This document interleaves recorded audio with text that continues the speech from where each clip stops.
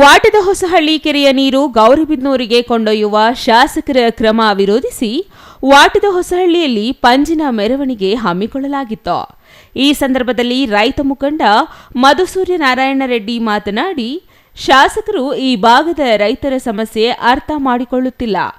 ರೈತರ ಮಧ್ಯ ಬಂದು ಅವರ ಸಮಸ್ಯೆ ಏನಿದೆ ಎಂದು ತಿಳಿದು ಉತ್ತರ ನೀಡಬೇಕು. ಎತ್ತಿನ ಹೊಳೆ ನೀರು ತರುತ್ತೇನೆ ಎಂದು ಸುಳ್ಳು ಆಶ್ವಾಸನೆ ಕೊಡುತ್ತಿರುವುದು ತಪ್ಪು. ಎತ್ತಿನ ಹೊಳೆಯ ನೀರು ಇನ್ನು ಸಕಲೇಶ್ವರಕ್ಕೆ ತಲುಪಿಲ್ಲ. ವಾಟದ ಹೊಸಳ್ಳಿಗೆ ಬರಲು ಇನ್ನು 20 ವರ್ಷಗಳಾದರೂ ಬೇಕಾಗುತ್ತದೆ. ಅಲ್ಲಿಯವರೆಗೂ ಈ ಕೆರೆಯ ನೀರು ಅವಲಂಬಿಸಿರುವ ರೈತರ ಜೀವನ ಏನಾಗಬೇಕು ಎಂದು ಕಿಡಿಕಾರಿದರು. ಹೋಗ್ತೀನಿ ಅಂತ ಹೇಳ್ಬಿಟ್ಟು ಒಂದು ನಗರಸಭೆಯಲ್ಲಿ ನಿನ್ನೆ ಒಂದು ರೆಸಲ್ಯೂಷನ್ ಮಾಡಿದ್ದಾರೆ.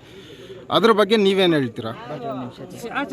ಶಾಸಕರು ಇದರ ಬಗ್ಗೆ ರೆಸಲ್ಯೂಷನ್ ಮಾಡಿರೋದು ನಿನ್ನೆ ಮೊನ್ನೆ ಈ ತಿಂಗಳ ಹಿಂದುಗಡೆನೆ ಅವರು ಒಂದು ಇದು ಸ್ಟೇಟ್ಮೆಂಟ್ ಕೊಟ್ಟರು. ಸ್ಟೇಟ್ಮೆಂಟ್ ಕೊಟ್ಟಾಗಲಿಂದ ನಾವು ಹೋರಾಟಗಳು ಮಾಡ್ತಾ ಇದ್ದೀವಿ. ಎಲ್ಲರಿಗೂ ಮೆಮೊರಾಂಡಮ್ ಕೊಟ್ಟಿದ್ದೀವಿ, ಡಿಸಿಗೂ ಎಸಿಗೆ ಎಲ್ಲರಿಗೂ ಕೊಟ್ಟಿದ್ದೀವಿ, ಪ್ರಯತ್ನ ಮಾಡ್ತಾ ಇದ್ದೀವಿ. ಒಂದು ವರ್ಷದಿಂದ ಅವರು ಜ್ಞಾಪಕ ಮಾಡೋದಕ್ಕೆ ವರ್ಷದಿಂದಲೇ ನಾವು ಕಂಪ್ಲೀಟ್ ಎಲ್ಲ ಇದಕ್ಕೂ ಅರ್ಜಿಗಳು ಕೊಟ್ಟು ಬಂದಿದ್ದೀವಿ. ಯಾರು ರೈತರನ್ನ ವಿಚಾರಿಸಿದೆ, ನಮ್ಮ ಪಂಚಾಯತಿಯಲ್ಲಾಗಲಿ ನಮ್ಮ ಹೋಬಳಿಯಲ್ಲಾಗಲಿ ನಮ್ಮ ರೈತರನ್ನೆಲ್ಲ ಯಾರನ್ನೂ ಕೇಳಿದೆ. ಅವರಷ್ಟು ಅವ್ರು ನಿರ್ಣಯ ತಗೊಂಡ್ರೆ ಯಾರು ಜವಾಬ್ದಾರರು? ಮೊನ್ನೆ ತಾತ್ಕಾಲಿಕವಾಗಿ ಬಂದರು ವಾಟಸಳ್ಳಿ ಪಂಚಾಯತಿಗೆ ಬಂದಿದ್ದು ಹೊರಟಾಗಿದೆ ಅಷ್ಟೇ. ಅಟ್ಲೀಸ್ಟ್ ಮೆಮೊರಾಂಡಮ್ ಕೊಡೋಕೆ ಹೋದ್ರೂ ಮೆಮೊರಾಂಡಮ್ ಕೂಡ ತಗೊಳ್ಳಿಲ್ಲ. ಅದರಿಂದ ದಯವಿಟ್ಟು ಶಾಸಕರು ಈ ನೀರು ವಿಷಯದ ಬಗ್ಗೆ ಕೈ ಬಿಡಬೇಕು ಅಂತ ಹೇಳ್ಬಿಟ್ಟು ನಾವೆಲ್ಲ ಕೈ ಮುಗಿದೆ ಕೇಳ್ಕೊತೀವಿ. ಶಾಸಕರು ಎಲ್ಲರಿಗೂ ಶಾಸಕರೇ, ನಮಗೂ ಶಾಸಕರೇ, ಅವ್ರಿಗೂ ಶಾಸಕರೇ, ಎಲ್ಲರಿಗೂ ಶಾಸಕರೇ.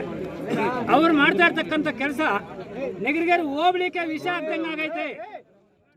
ರೈತ ಸಂಘದ ಅಧ್ಯಕ್ಷ ಮಾಳಪ್ಪ ಮಾತನಾಡಿ, ವಾಟದ ಹೊಸಹಳ್ಳಿಯ ಕೆರೆಗೆ ಪ್ರತಿ ವರ್ಷ ಗುಡಿಬಂಡೆ ಕೆರೆ ಕೋಡಿ ಹೋದಾಗ ನಾವು ಇದೇ ರೀತಿ ಪಕ್ಷಾತೀತವಾಗಿ ಹೋಗಿ ನೀರು ತೆಗೆದುಕೊಂಡು ಬಂದು ತುಂಬಿಸಿಕೊಳ್ಳುತ್ತಿದ್ದೇವೆ. ಈಗ ವಾಟದ ಹೊಸಹಳ್ಳಿ ನೀರು ಗೌರಿಬಿದನೂರು ನಗರಕ್ಕೆ ಕೊಟ್ಟರೆ ಗುಡಿಬಂಡೆ ಕೆರೆಯ ನೀರು ನಮಗೆ ಬಿಡುವುದಿಲ್ಲ. ಹಾಗಾಗಿ ಯಾವುದೇ ಕಾರಣಕ್ಕೂ ನೀರು ಬಿಡುವುದಿಲ್ಲ. ನಿಮ್ಮ ಯೋಜನೆ ಇಲ್ಲಿಗೆ ಕೈಬಿಡಬೇಕು.